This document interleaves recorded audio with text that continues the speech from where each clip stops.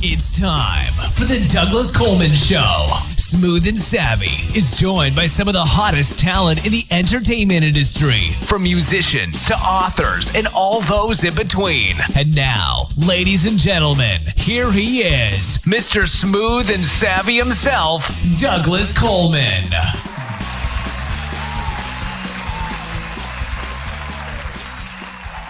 Hello, Heidi ho. Welcome to the Douglas Coleman Show. It's me, Douglas Coleman. How are ya? We've got a big, full interview today, so not a lot of time to chit-chat. My guest today is James Miller, who is a music composer and licensed psychotherapist. So an interesting combination.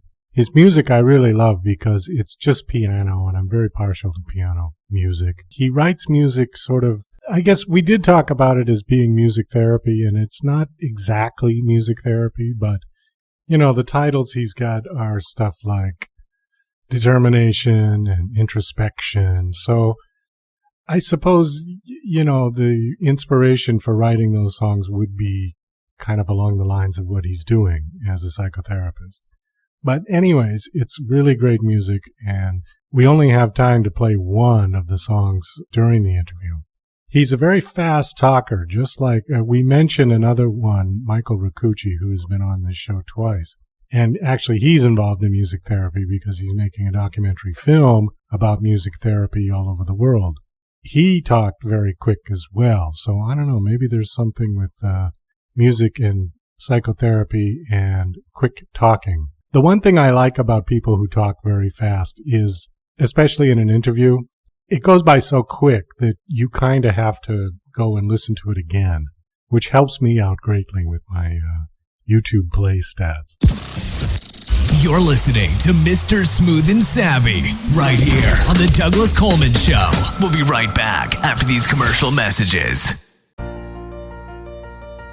DJC Music and DJC Productions are pleased to announce a brand new website. We have started a listing website for radio show hosts as well as potential show guests. This is a meeting site where hosts and guests can come together. Show hosts can list their show and types of guests they're interested in booking. Potential guests can list their talents, bio, accomplishments, or anything they feel makes them an interesting radio show guest. There are no recurrent payments, only a one-time $5 listing fee. Your listing will stay up until you decide to cancel. Previous guests of The Douglas Coleman Show are welcome to submit their guest listing free of charge. Go to radiohostsandguests.com. That's radiohostsandguests.com. Hi there, this is Stuart Epps from the UK, record producer, engineer. You might have heard of me. I've worked with artists from Elton John to Led Zeppelin to Bad Company, Twisted Sister, Robbie Williams, Oasis, many great bands and artists in the past and the present and hopefully in the future. But you can work with me as well. You know, all you got to do is get in touch with me on epsmusicproductions.com. That's EPSproductionsmusic.com. And I can help you with your productions and with your recordings. A lot of people do home recordings now, which you can only take so far. Maybe they need a bit of professional help. So get in touch with me and we can sort it out. And thanks for Douglas Coleman for giving me the spot. Thanks a lot. Cheers, bye.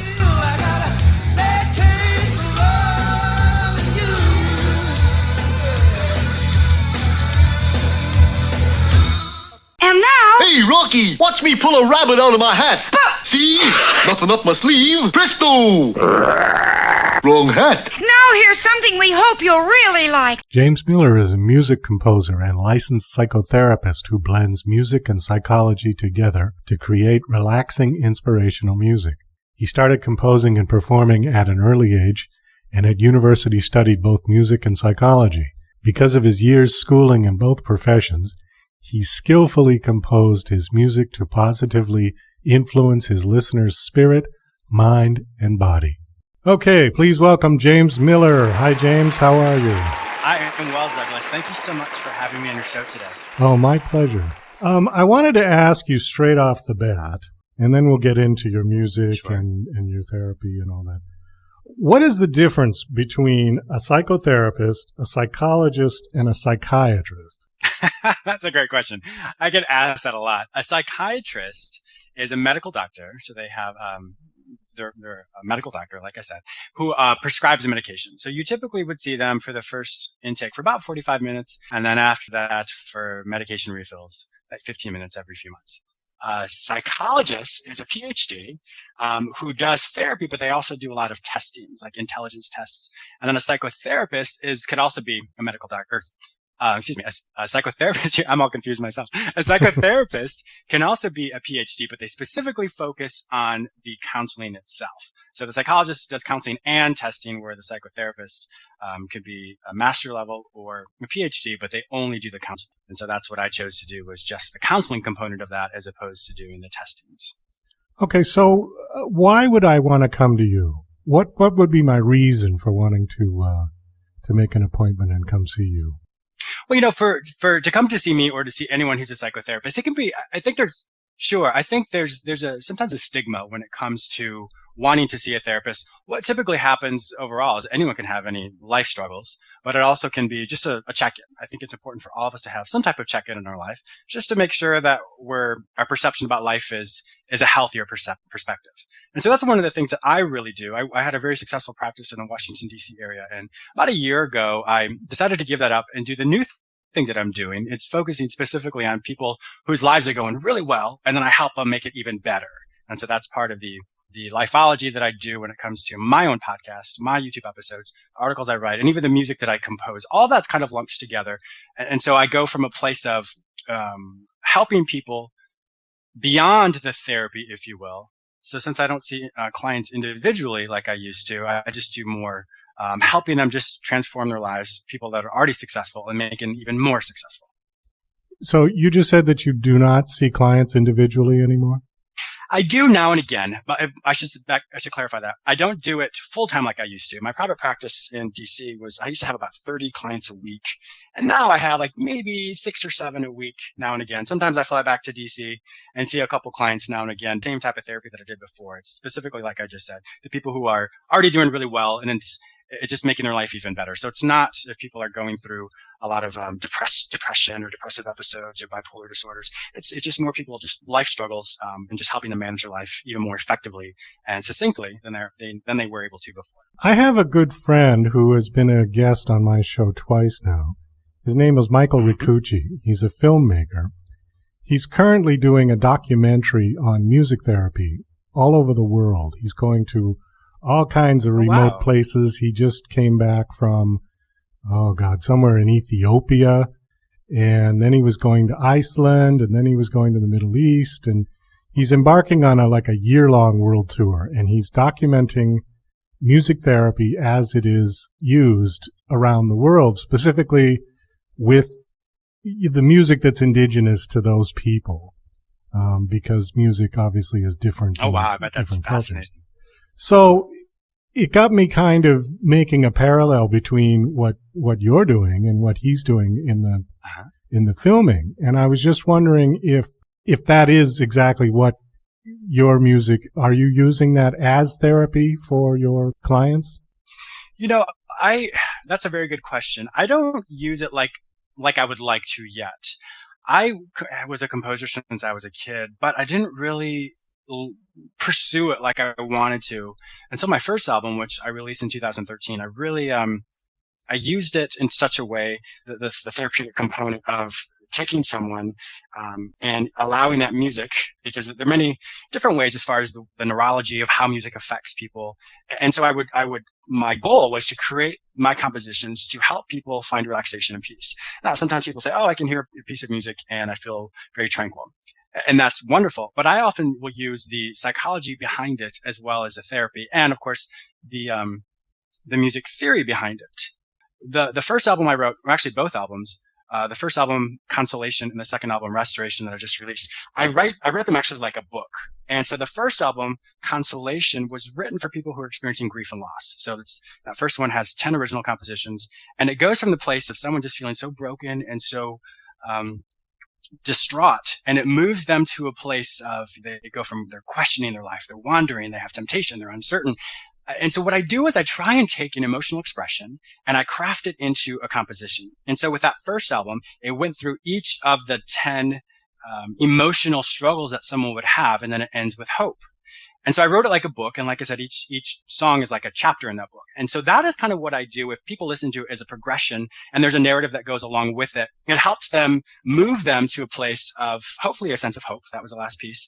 And in that narrative, it helps them kind of pinpoint where they are in their own life and how that makes sense. And then the second piece, or the second album, Restoration, picks off from the first piece, like a sequel to a book.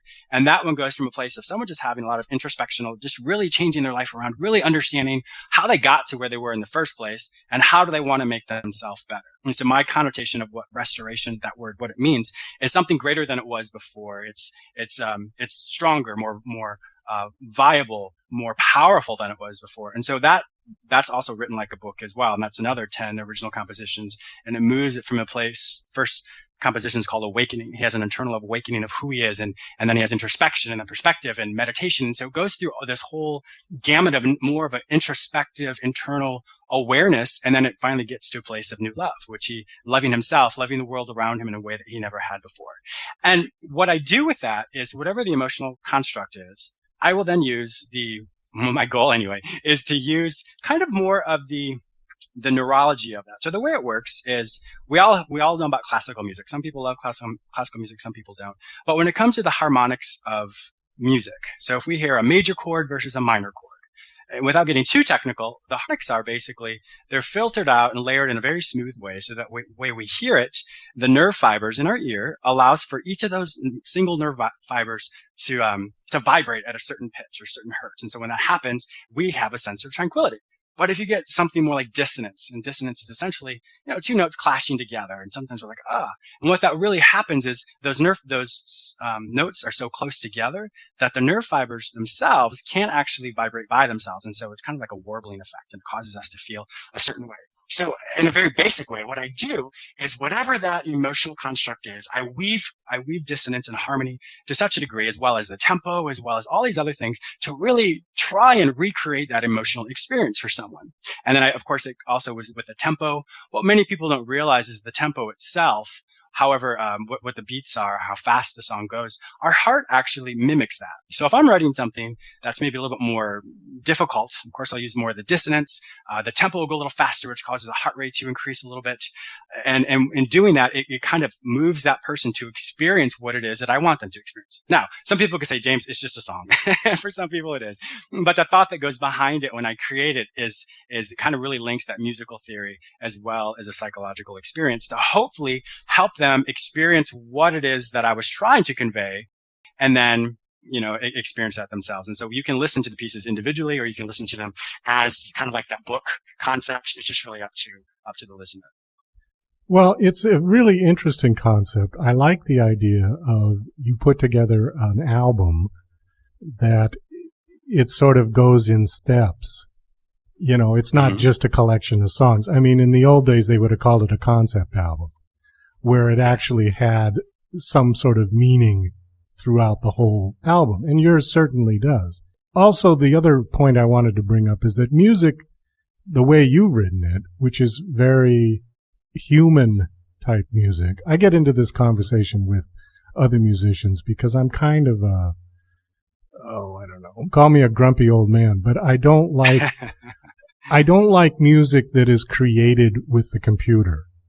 Mm-hmm. I don't mind music that's recorded and edited and things with a computer, but when the actual sounds are computer generated, I think the music loses its soul.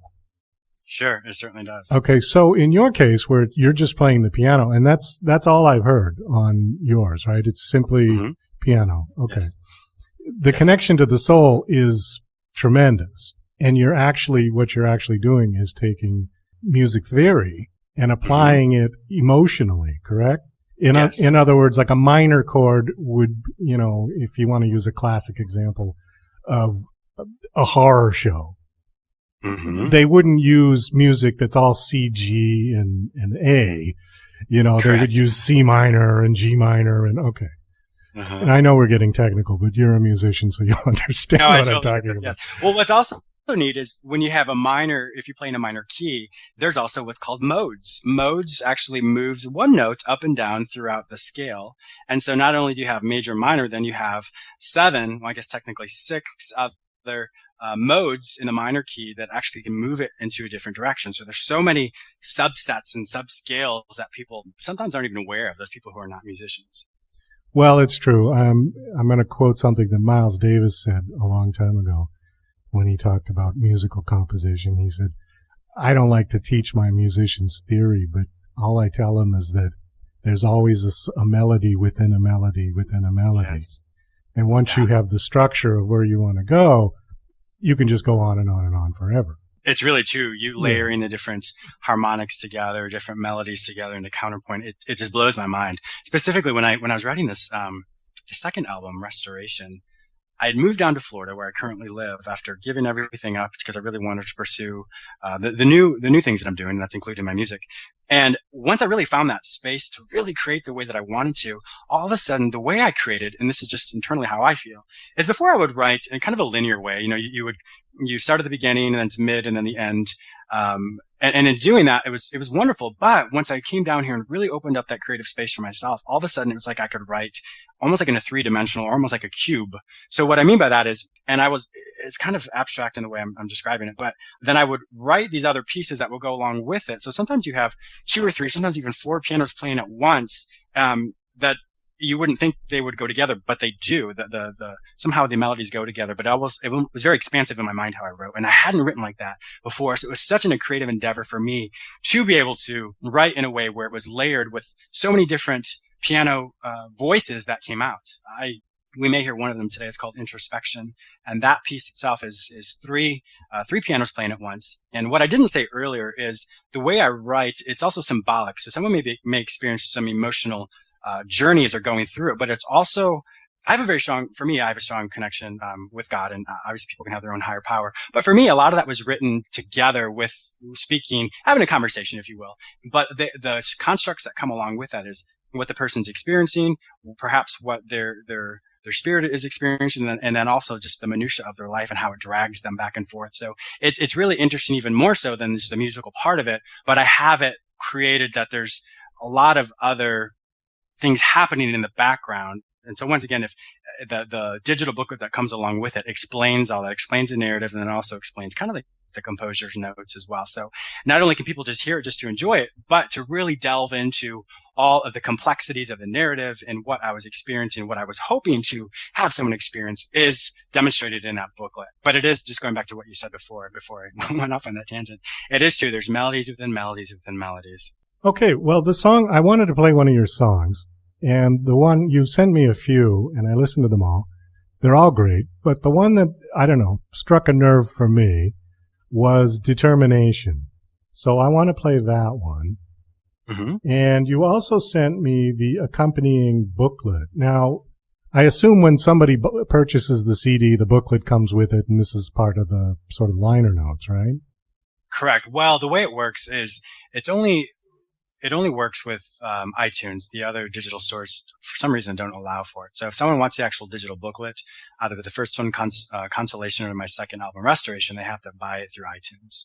Oh, I see. Okay. So it's not available on like a real CD. You have to get it digitally, right? Electronically. Correct. Well, I mean, you can do it on demand through Amazon, but I haven't, at this time, I haven't made it viable in that respect. However, if someone would like it I have no problem. They can shoot me an email at james@jamesmillerlifeology.com, and I can shoot them the digital booklet link, and they can take a look at that. That's fine.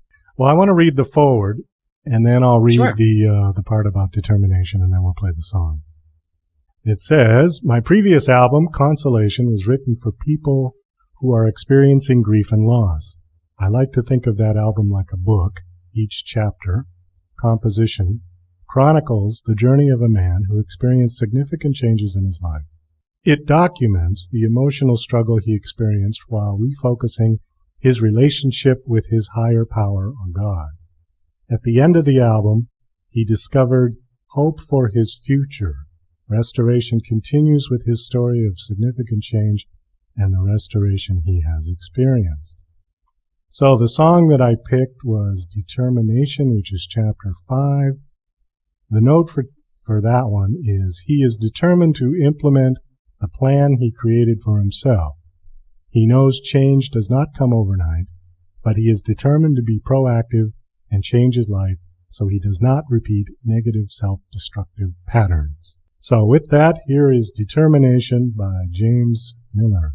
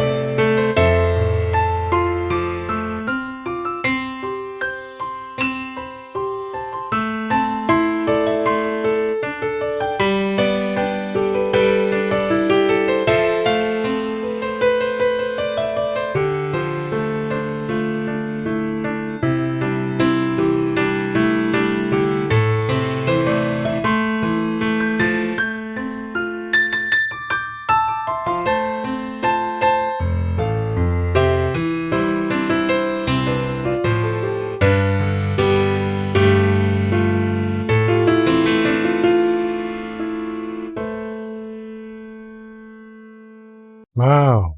Yeah, that was fantastic. Thank you. I appreciate that. A lot of thoughts I had while going through that. The music goes a whole bunch of different directions, doesn't it? It certainly does.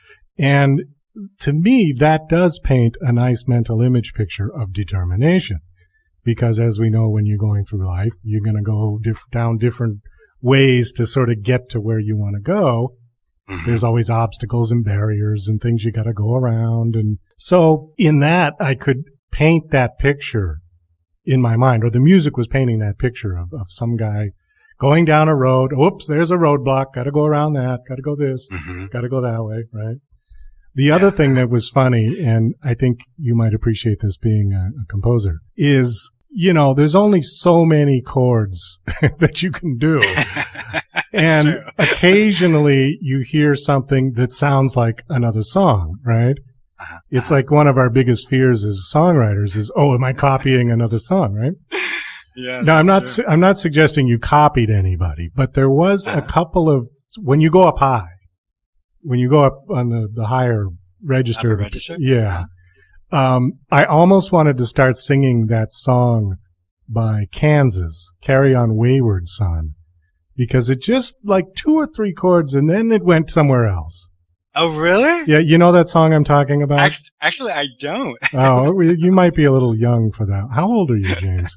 If I just turned 40, yeah. You just turned 40. Okay, well, I'm 54. Yeah, okay, there could be a gap there. That song was... Well, I'll have to listen to it. That's funny. That song was a real big hit, like in 1977 when I was in high school, okay? I would have been 1 year old. Right, so there is a difference at that point.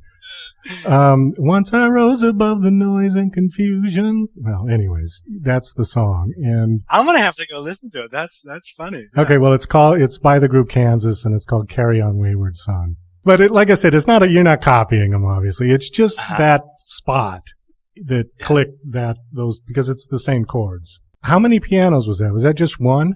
That was one piano, but I would have, now and again, I'd have another piano, just do a very light accompaniment at different spots, just to fill in some of the little, what I call Easter eggs, little points like, oh, wait, what is that? And then it's gone. And so it just very subtly accompanies the main piano.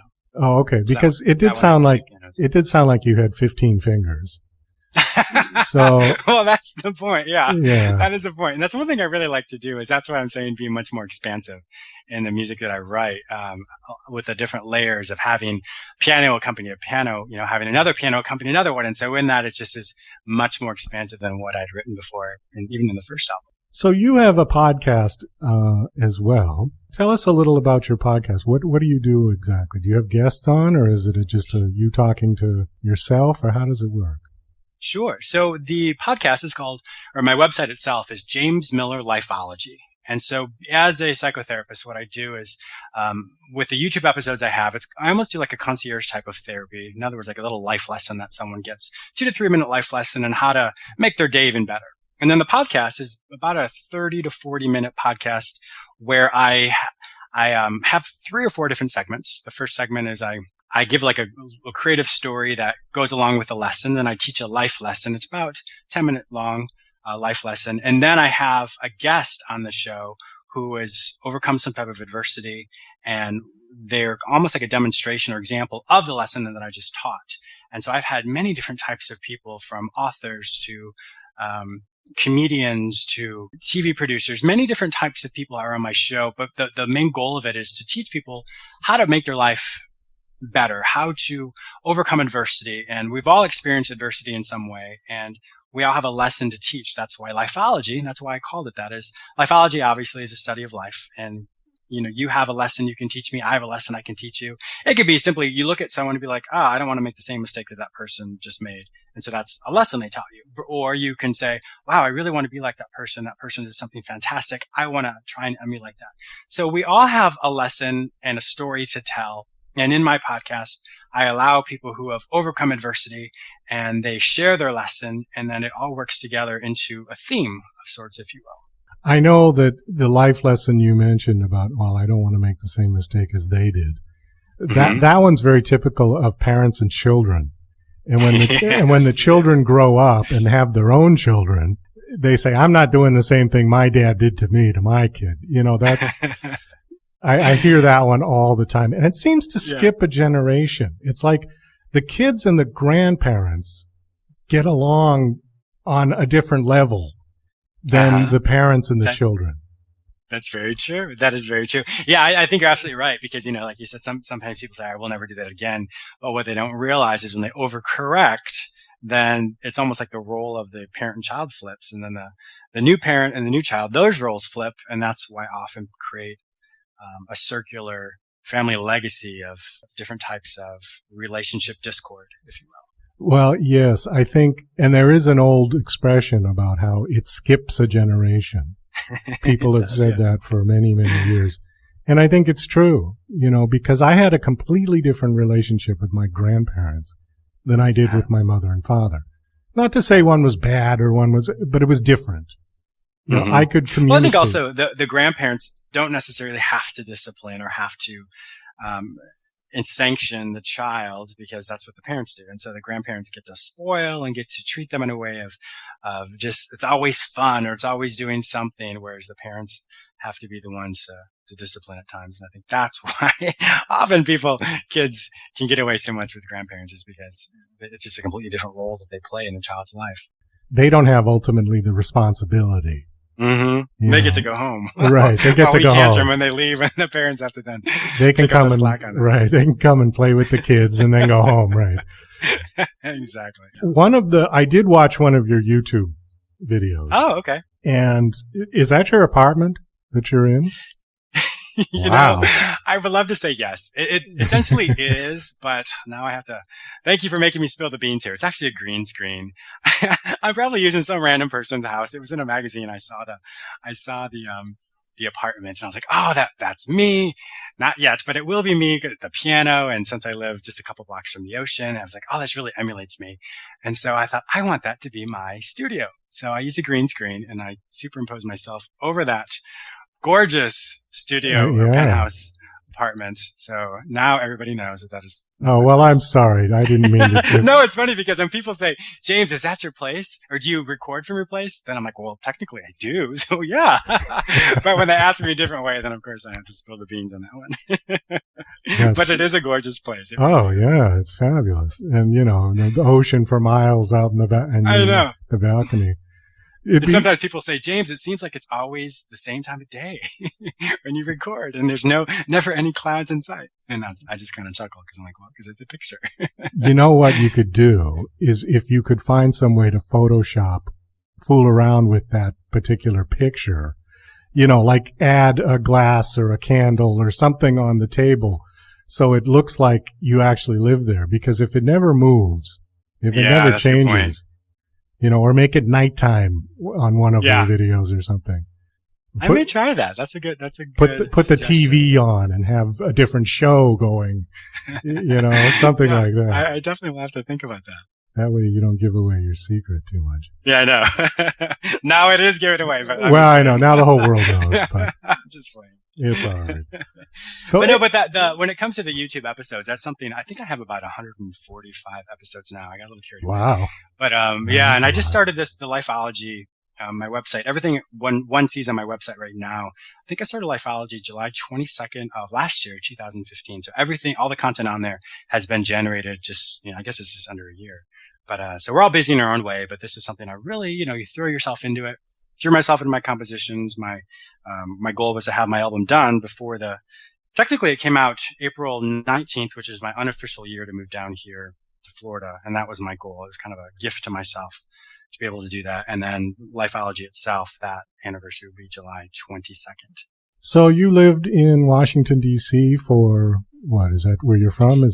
Well, that's a good question. I was actually born in Michigan, but my parents, this is what many people don't know about me. My parents actually bought a fishing resort in Western Ontario. So when I was 4 years old, we moved up there. Half the year I was up there. The other half I was in the United States and I went to all these different schools. So I never really fit in the school system because I'd always get there after school started and then leave before school ended. And since we moved around a lot, it was just kind of harder for me to connect. So that's why I I would read encyclopedias and dictionaries, and I was just kind of my own weird little child. But so it was interesting because up in Canada, we lived way out in the wilderness. We actually had to fly in by float plane. Wow. There's no way to get there by cars. And we had a generator, and the generator would only be on like maybe 4 hours a day. So there's no electricity. And the guests would come in and they would fish, and you can go 4 miles in 6 miles in 4 different directions, because all the lakes were connected and combines together. So my first car, if you will, was an upward motor. So I'm out there, and we would have moose come running through our front yard. We had a pet bear cub whose mother died. I mean, it was just totally craziness. And that's why when people see me, they're like, "You're such a city boy." And I suppose I am now, but the way I grew up was not that way at all. And then I eventually, when I went to school, my undergrad, graduate school, and my doctorate, I ended up moving to Washington, D.C., and I was there for 10 years. And, actually Washington, D.C. area, D.C. Metro, so just outside in Virginia. Okay. So I was there for 10 years and loved it, but it was just, I wasn't really being fulfilled in my own life, and very successful in a lot of ways. But for me, myself, my personal development, I knew I had more to do. So that's how I formulated the plan to become James Miller Lifeology. And what I did was I wanted to be location independent. I didn't want to be stuck in an office all the time. But for me, I wanted to be able to do what I'm doing wherever I want to be. And so one of my friends said, "James, well, why don't you check out West Palm?" He's like, it's far enough away from the craziness of Miami and Fort Lauderdale, and it has a real creative vibe. And I thought, well, let me check it out. So I went down there for a couple weeks, or came down here for a couple weeks, and I absolutely loved it. And I thought, you know what, I'm going to do that. And so January of 2015, put my house on the market. It sold within 9 days. And I was like, oh my gosh, this is happening really fast. And then I was like, well, I have to wrap up my private practice. I can't just do that within 9 days. So I had to kind of roll it out. And then I officially or unofficially came down here in April. And I've loved it ever since. And so, like I said, I still see some clients now and again, but not the way I did before. But it's been an interesting life for me. You know, we all have our own craziness and our own interesting factoids about ourselves. But that's kind of a little bit about me. But like I said, most people don't know that's how I grew up. Half of my life rather was in the wilderness of Canada. Well, it sounds like you had a pretty balanced life in the sense that you kind of experienced both sides. It really did, yes. Yeah, if you grew up only in the city, you would have the city mentality. If you grew up only in the wilderness, you wouldn't shave as often as you should. I know, exactly. So, but it's true. I mean, I think that cultural difference is really important. And, when I was in undergrad, I got a chance to live over in Europe, and I was able to travel the world and see the world in so many different places.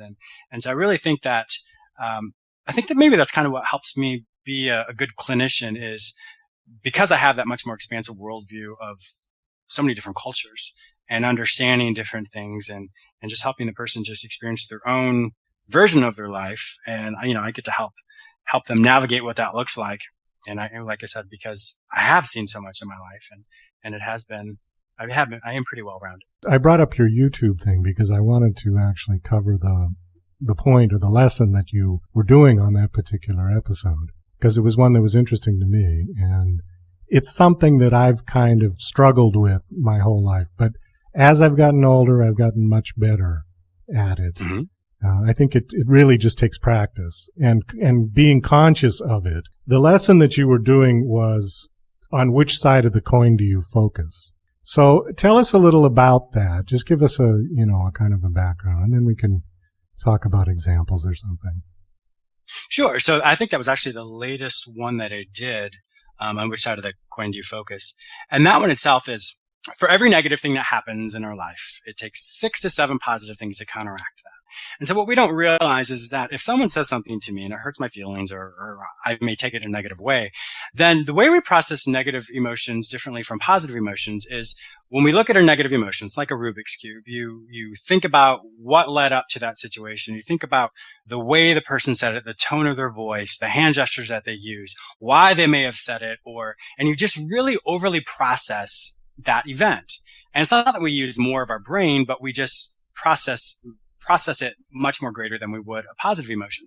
So when we use all those different aspects of a negative emotion, it really solidifies and creates an emotional snapshot. That's how our memories are created. But the difficulty is when we do something that's positive, or we experience something that's positive in our life, we don't process it the same way. Meaning, if something joyful happens in my life, I'll feel the emotions. I'm so excited about it. And then, after 10, 15 minutes, that level of joy starts to subside. And then I go on about my day because I don't process it the same way I would the negative situations. So what I often tell people is when you experience a positive emotion, really process it the way you would a negative emotion. What were the things that led up to that positive experience? How did the person say this to you? What were you feeling? What were the nuances of the interactions between you guys? And so when you can really look at a positive situation and process it the same way you would a negative situation, it allows for us to then be able to focus more on the positive coin, if you will, which side of the coin you want to focus. And the more often you can do that, the more it makes it so it's not 6 positive things to counteract a negative thing. It may be 3 positive things to counteract a negative thing. And so the choice we always have is essentially when I'm experiencing something, where I can do it from my memory, I then will say, all right, let me really, really implement this or imprint this positive experience in my life by processing it the same way with the negative emotions. Now, that's usually after the fact. And in the same event, let's say it's happening right now. For example, I'm talking to you. And if you internalize something that feels negative or you internalize something that's positive, in that moment, you have the choice to say, well, which side of the coin do I want to focus on? Do I want to focus on the negative words that I heard that James may have said, or do I want to focus on the fact that we had a great conversation? And so in that, we have that choice, kind of a very fine line at times to say, which side of that line do I really want to focus on? So the side of the coin that I was originally talking about in the YouTube episode was kind of looking at past experiences or a situation that just happened versus right in the moment, which we can still do the same thing. It's just we have to make that choice right away to focus on one side or the other. So that's essentially what it means by how to reprocess situations that we imprint the positive experiences just as much as the negative situations. Why do people tend to remember the bad things more than the good things? Well, the way it works is the fight or flight syndrome or fight or flight effect. What happens is when we feel like we're in danger, and danger can be emotional danger, physical danger, spiritual danger, however we quantify danger itself. What happens is as soon as someone says something to me, all of a sudden my body's like, I'm in emotional danger. And so when it does that, we have different chemicals. You have like the norepinephrine, I'm getting technical here, which helps you focus and it really makes you kind of pinpoint what's happening around us. And then you have the adrenaline and you have cortisol. You have all these chemicals that go through our body. And when those get excited, it causes us to really, really be aware of our surroundings to a much more profound degree than we do when we're not experiencing the fight or flight. And so that's why everything becomes much more solidified, is because when all those chemicals are excreted in your body, it causes you to be so aware of your surroundings. And that's where the emotional, physical snapshots are created. And that's why we then, after the fact, can really remember that experience because it was such a visceral experience because of those chemicals. And conversely, when we are experiencing the positive emotions, we have what's called the limbic system. And once again, I'm getting technical here. The limbic system is the part of our body that experiences all of the emotions. And so, but it doesn't use some of those other chemicals, which doesn't allow for us to create the snapshots that we would with a fight or flight. And so the limbic system, it allows us to feel happy, it allows us to feel joy, it allows us to feel passion, all of those things. And that's why we can say when we're with someone, we have so much chemistry. Well, that chemistry is because of this limbic system. But once that limbic system kind of shuts off, the power of that emotion isn't as great. So what we do is if we compare the fight or flight effect, which really creates that snapshot that we'll always remember versus that few minutes of feeling the emotions with the limbic system, and then that shuts down. So that's why we remember one over the other. So that's why technically it's 6 for every 6 positive experiences, it equates to 1 negative experience. Well, it sounds like a body's defense mechanisms. Mm-hmm. It really is, yeah. And that's why we remember it so viscerally. And I suppose if you wanted to use the analogy of a wall, people talk about when they have emotional tension between two people, could be, Mm-hmm. 2 partners or whatever. Mm-hmm. And when you have those kind of arguments, they always talk about, he just put up his wall. She just put up her wall. If you look at that in a chemical way, like you said, Mm-hmm. I think it would take more chemicals to build the wall than to bring the wall down, because when you're happy, the wall doesn't go up. Yeah, and so essentially what happens if someone feels like they're on the defense of some sort, all of a sudden that fight or flight is going to kick in, and that's when those chemicals come up. And so if we feel like we're in danger, and danger is I mean that in a very loose way.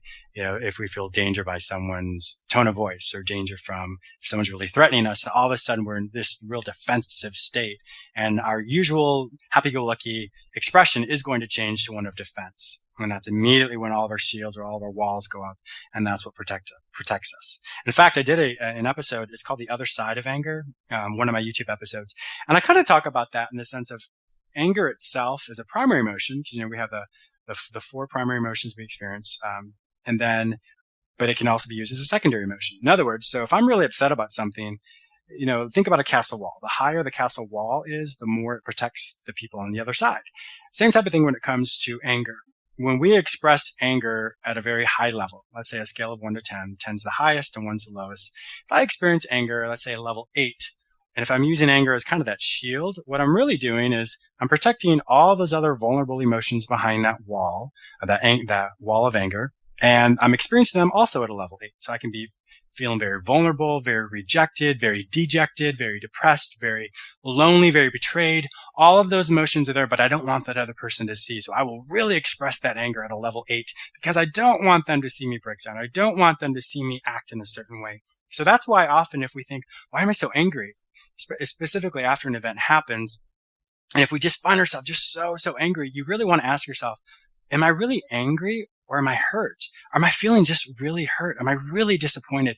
And when you can literally put that anger aside, because once again, if it's protecting you, then all those other emotions you're experiencing, that actually comes out and you can deal with it. Because if you hold that level of anger and you don't realize how much is behind it yourself, then it is going to fester. And every time you think about it, you're just going to get so angry. But it's really not anger that's there. It's really that hurt that you're experiencing. So that's why I really tell people, did you react a little disproportionately with your anger? And if so, let's kind of put that wall down a bit and let's look at what's really behind there. There's been times in my own life when someone has said something, a really good friend of mine, and I think for like 2 weeks, I was so angry and I was just so mad at this person. And then finally, I did the same thing I tell my clients. I was like, wait a minute, James, why are you so angry? That just doesn't make sense. And then I was able to come to the point to say, I'm not angry. I'm really hurt. They really hurt my feelings. And then when I was able to say that, the anger was gone. And then I could really look at why my feelings were hurt so much. And then I took care of it accordingly. But that is something I always tell my clients is anger is not only a primary emotion that we use when we're protecting ourselves when we are in danger, but if we're using that anger in a way that it wasn't really designed to be used, it's going to be a secondary version of that that's protecting us from all those other feelings on the other side of that wall. One thing about human beings that I have found to be quite annoying, and I'm including myself in that statement, I think it's just the nature of the beast, but we have this high intellect and the ability to say something while meaning something else. We also have a great tendency to misinterpret what people say. And perhaps it's because they're not clear what they're saying, like particularly in an argument, when they'll say something, well, what do you mean by that? And even though it wasn't necessarily meant to be offensive, you took it as offensive. Yeah. So then half of the time in the argument you spend defining what it is that people were actually trying to say. It's a total waste of time. And I don't know why that is. I mean, we all speak the same language. So there shouldn't be any misinterpretation of words. But we can punch emotion behind words that we say to completely change the meaning of them. And this is what's so confusing about being a human being. Because if you have a dog, that'll never happen. Okay? You will never have that kind of miscommunication with a dog. And I don't get it. I don't understand. That's why Mark Twain said, the more I learn about people, the more I like my dog. I've read that. Yeah. Yeah. And I just put that up on my Facebook the other day. And there's an actual picture of Mark Twain with his dog. And it's really, it's true, because people can be so confusing. And I think it's confusing. People are confusing with themselves as well as interpreting with others.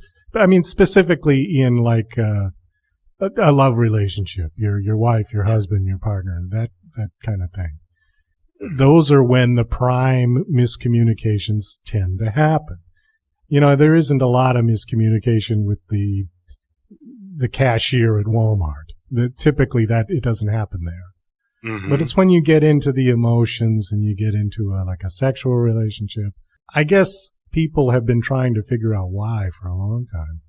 But I think something that you said is a good place to start, where it is the chemicals, it is the walls go up, the defense mechanisms go up, and yet the happy times, there aren't that. The wall isn't up, the wall's down. And perhaps that's why it's a 6-to-1 ratio, like you said. I know. Yeah. Well, you know, it all starts in our perception about something. When the quick snapshot we create in any situation is going to determine what happens next. So the way it works is the perception of the situation determines what we believe to be true. And what we believe to be true then creates the thoughts. The thoughts then create the emotions. The emotions then tell our body what to do. And it happens so fast. So that's why if we are very reactive in any situation, it's because we immediately perceive something. That's where the fight or flight can kick in. The perception determined what we believe to be true. Then it creates the thoughts that I can't believe this person did this. Then creates that anger. And then the anger creates the shouting, that what our body does. And so that's really what happens. There's what's called a theory. It's a transactional analysis. Fancy terms that basically say the sender versus the receiver, how we internalize things, and we kind of create like our own dialogue in our head of trying to think maybe ahead in the future of what we think that person's going to say. So we often will react in real time with what we think they're really going to say when that's really not the case. And so we really fill in the blanks with that. And then with this whole algorithm or this whole equation of our belief system, there's actually 15 common thinking errors. What that basically means is kind of the belief system is almost like the film one would put over a lens of something. So if I'm looking with glasses, and whatever the film is that I put over the glass will determine kind of the color. And these 15 thinking errors basically are ways in which we skew a situation to determine what we think is true when it's really not. And that's why we always create conflict. In fact, I wrote an article on that on my website, and I think I even did a YouTube episode on that. But thinking errors themselves, in fact, I did a podcast too, come to think of it. But what they do is, for example, one is catastrophizing, a fancy word to say essentially you're like Chicken Little. You see something, all of a sudden you go to the worst case scenario. Oh my gosh, this is going to happen. So my belief is the worst case scenario, and then I react in the worst case scenario. And then all of a sudden the situation, which wasn't a big deal, is now this huge catastrophe, and I'm freaking out. And the other person's like, what is going on? And the way they then interpret that with their own thinking errors is that something's wrong with me, or I'm weird, or whatever it is. And all of a sudden it creates this whole negative situation. Another thinking error is being right all the time. We all know those people. Doesn't matter what we say or do, they always have to have the last word. They always have to be right. And they're going to prove themselves regardless of how it hurts the other person. So their thinking error, the kind of that lens that they use, is that if someone says a word that might be slightly different than what they perceive that word to be, then they're going to correct that person. And the other person will correct them back. And it just goes and goes and goes. And we create conflict when there didn't even need to be conflict. My father once said, we judge others by their behaviors, but we judge ourselves by our intentions. My intention could be the best thing to help you, to help you through anything at all. But if my behavior is very gruff, well, then all you're going to see is how gruff I am. You're not going to understand my motivation for why I'm doing what I'm doing. And then when you respond to my behaviors, well, then all of a sudden my feelings are hurt because I'm like, I was just trying to help you. And so that's why we go back and forth to such a degree. And if we really just took a moment to say, all of a sudden, why am I feeling really annoyed right now? Why did all my emotions just spike? And when we realize that they've spiked more than what they probably should, then you just simply say, can you explain what that word means? I just want to make sure I understood what you're saying. And all we really have to do is just stop and ask for clarification. And once we get that clarification, it's not a problem. But the majority of us, when we get overwhelmed with something and we don't realize that our emotions are spiking, then we get all worked up and then we respond with another thinking error. Then the other person responds with a thinking error. And all of a sudden we have this huge conflict in this argument that was never meant to be there if we had simply asked for clarification. The more information we have, the more successful we will be in making a healthy choice for ourselves. Very well put. There seems to be people who also carry a lot of baggage with them. And they will equate things that happened with someone else. Like somehow it'll connect, like the song we were talking about when I said, oh, those two chords sounded just like Carry On Wayward Son. Well, people will do that with their emotions. Like if I say a specific word or a phrase, they'll click and say, oh, well, that just sounded like something my ex-husband said. And then they'll go right into that bit where I didn't mean it like that at all, but they'll take the meaning as exactly, you know what I mean? Again, the easy way to say it is baggage. Yeah, and then they link that negative experience. The link, that's the word I was looking for. And then they link it with the current situation. And the other person's like, what are you talking about? That's not even what I'm saying. And that's when we blend so many things together. And that's why people struggle in relationships. Because if they were simply stopped and said, this is what I'm hearing, is that what you said? Or there's, without going too technical, there's a wonderful therapy or psychological approach, which is called imago therapy. It's wonderful for couples and anyone who's in a relationship. The way it works is, and I'll try not to be too technical about this, the way it works is our significant relationships when we're kids, the good, the bad, whatever we've experienced, we will often replay that when it comes to our significant other. And what I mean by that is it doesn't necessarily mean, oh, this person reminds me of my mother, this person reminds me of my father. It could have some similarities like that, but it's not necessarily how the person looks. It's more about how you feel. So just like you said, if I'm with someone and all of a sudden they do something to me, it's almost the replay that I experienced when I was a kid that's now being replayed as an adult. But since I never really resolved it as a kid, I'm going to react in kind of an underdeveloped way, and I'm going to lash out at this person. So what I mean by all this is we often will replay the themes that we have from kid when we were a child, and then replay it as adults, and we look for that other person, characteristics of that person that reminded us of those significant interactions we had as kids. And so therefore, what we're really trying to do is really heal ourselves to say, I was kind of wounded when I was a kid. Someone wouldn't listen to me, or I just felt insignificant. And so we're trying to find someone who sometimes causes us to feel insignificant because we're trying to get that part of our life resolved. And so when that person does something that does kind of incite that feelings of insignificance, we'll lash out at them as opposed to saying, I'm just really feeling hurt right now. Can you hold me? Can you help me? And the job of the other person who is maybe doing this unknowingly, and then they help contain that. And that's how the person actually gets healed. So often our attraction with people is not only from the limbic system, like I talked about before, the chemicals, but it's also how we feel with that person. But there's also an underlying current of unresolved things that happen in our life that we're not aware of, that we are hoping in a very, very subconscious way that that person that we're about to date can help us. And if we don't realize that that's there, then that actually becomes a thorn kind of in the side of that relationship. And it will always manifest. That's why people may be jealous or they feel insignificant or insecure, as that whole component that they experienced when they were kids is coming out in that current relationship. And all they have to do, and I say that in a very minimalistic way, but all they have to do is recognize that, tell the other person this is what they're feeling, and then that person is much more aware of that and can contain the emotion right then. So therefore, it kind of heals them from when they were their younger self. So like I said, it's very technical, and I'm trying to say this in a very basic way, but there's many, many layers to it. And so if anyone is struggling in their relationships and you go to a therapist, ask them if they do imago therapy. James, we are like out of time about 10 minutes ago. Oh, goodness. Unfortunately. I talk for a living, Douglas. So. Well, no, listen, it's very interesting, and I appreciate you coming on the show, but we are, in fact, out of time. So could you please give everyone your website again, where they can find you?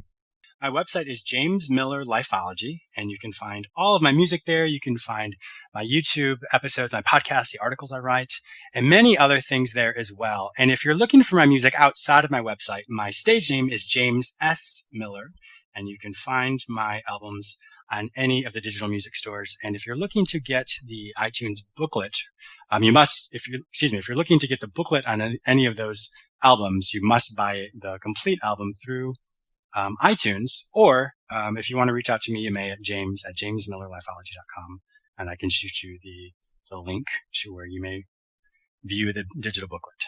Oh, super. Okay. James, thank you so much for coming on the show. It was a real pleasure having you on. Good luck with all your endeavors. And thank you so much, Douglas. I appreciate that. Well, that's about all the time we've got for the show today. I want to thank my very special guest, James Miller.